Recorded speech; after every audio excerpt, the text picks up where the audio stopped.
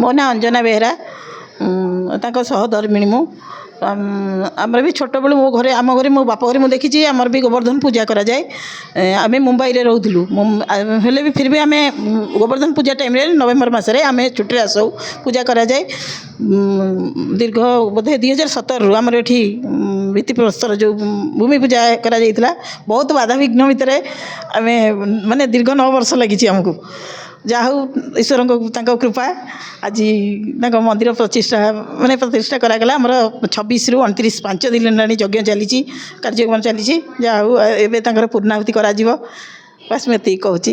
ନମସ୍କାର ଆଜ୍ଞା, ମୁଁ ଶ୍ରୀ ଦିଲ୍ଲୀପ କୁମାର ବାରିକ, ନିଶ୍ଚିନ୍ତ କୋଇଲି। ବାପାଙ୍କ ନାଁ ଶ୍ରୀ ବିଚିତ୍ର ଆନନ୍ଦ ବାରିକ।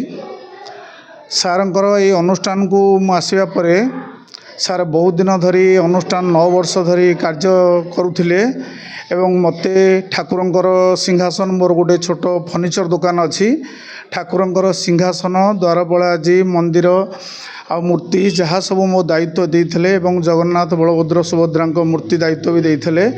ଆଉ ସେ ଦାୟିତ୍ୱ ସହ ମୁଁ ତାକୁ ବହନ କରି ମୋତେ ଦୀର୍ଘ 3 ମାସ ଲାଗିଛି। ଲାଗିବା ପରେ ମନ୍ଦିରରେ ଆଜି ପୂର୍ଣ୍ଣାହୁତି ହେଉଛି, ପୂଜା ଏବଂ ଯଜ୍ଞ ବି ହୋମ ଚାଲିଛି। ଆଉ ତାଙ୍କ ତା ଦେହରେ ସାର୍ ମୋତେ ଯେତେବେଳେ କହିଥିଲେ ତାହେଲେ ଆସିକି ଆମେ ସେଥିରେ ଟିକେ ଯୋଗ ଦେଇ ଅନୁଷ୍ଠାନର କାର୍ଯ୍ୟକ୍ରମରେ ଯୋଗ ଦେଇକି ପୂର୍ଣ୍ଣାହୁତି କରିବା ପାଇଁ ବନ୍ଦୋବସ୍ତ କରୁଛୁ।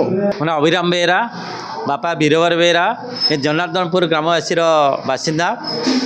ଆଉ ମୁଁ ଆକ୍ଚୁଆଲି ବମ୍ବେରେ ଚାକିରି କରେ। ଆଉ ବମ୍ବେରେ ଚାକିରି କରେ ମୋ ମନ ଭିତରେ ଥିଲା ଯେ ଆମର କୁଳଦେବତା ଭଗବାନ ଶ୍ରୀକୃଷ୍ଣ ଗୋବର୍ଦ୍ଧନଧାରୀ, ଆମେ ଏମିତି ବଂଶ ପରମ୍ପରାରେ କରି ଆସିଛୁ ଗୋବର୍ଦ୍ଧନ ପୂଜା। ଯାହାଫଳରେ ମନ ଭିତରେ ଥିଲା ଆମ ଗ୍ରାମରେ ଗୋଟିଏ ଗୋବର୍ଦ୍ଧନ ପୂଜାର ମନ୍ଦିର କରିବା ପାଇଁ। ସେହି ଇଚ୍ଛା ମଧ୍ୟରେ ଆମେ ପ୍ରଥମେ 2017 ମସିହାରେ ଆରମ୍ଭ କରିଥିଲୁ, ବାସ୍ତୁ ପୂଜା କରିଥିଲୁ। ଆଉ ଦୀର୍ଘ 9 ବର୍ଷ କାଳ ଲାଗିଲା। ଯାହାପରେ ପ୍ରଭୁଙ୍କର ଇଚ୍ଛା ଏବଂ ତାଙ୍କର ଆଶୀର୍ବାଦ ବଳରେ ଆମେ ମନ୍ଦିରଟି ତିଆରି କରିଛୁ। ଆଉ 5 ଦିନ ପର୍ଯ୍ୟନ୍ତ ଆମେ ଏହି ପୂଜାର କାର୍ଯ୍ୟକ୍ରମ କରୁଛୁ। ପୂଜା, ଯଜ୍ଞ, ଆଉ ସୂର୍ଯ୍ୟ ପୂଜା, ଗୋ ପୂଜା ଇତ୍ୟାଦି ଯାହା ବିଧି ଅଛି ବିଧିର ପୂରଣ କରାଯାଇଛି। ଏବଂ ସେଥିମଧ୍ୟରେ ସନ୍ଧ୍ୟା କାଳରେ ଭଜନ ପ୍ରୋଗ୍ରାମ ହେଇଥିଲା, ରାସ ହେଇଥିଲା, ପ୍ରବଚନ ବି କରାହେଇଥିଲା। ଏହିସବୁ କାର୍ଯ୍ୟକ୍ରମ ପ୍ରଭୁଙ୍କ ଇଚ୍ଛାରେ ସବୁ ହେଇଛି। ଆଉ ଆଜିର 5ମ ଦିନ, ଏବେ ପୂର୍ଣ୍ଣାହୁତି ହେବ।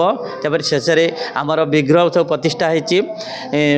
ଗିରିଧାରୀ ଗୋବର୍ଦ୍ଧନ ମୂର୍ତ୍ତି ପ୍ରତିଷ୍ଠା ହେଇଛି, ଗୋମାତା ପ୍ରତିଷ୍ଠା ହେଇଛନ୍ତି, ଆଉ ଜଗନ୍ନାଥ ମୂର୍ତ୍ତି ପ୍ରତିଷ୍ଠା ହେଇଛନ୍ତି, ଆଉ 10 ଅବତାର ମଧ୍ୟ ପ୍ରତିଷ୍ଠା ହେଇଛନ୍ତି। ଏବଂ ପ୍ରଭୁଙ୍କ ଆଶୀର୍ବାଦରୁ ଏହି ମନ୍ଦିରରେ ସମସ୍ତ ଦେବତାଙ୍କର ବିଗ୍ରହ ରଖାହେଇଛି।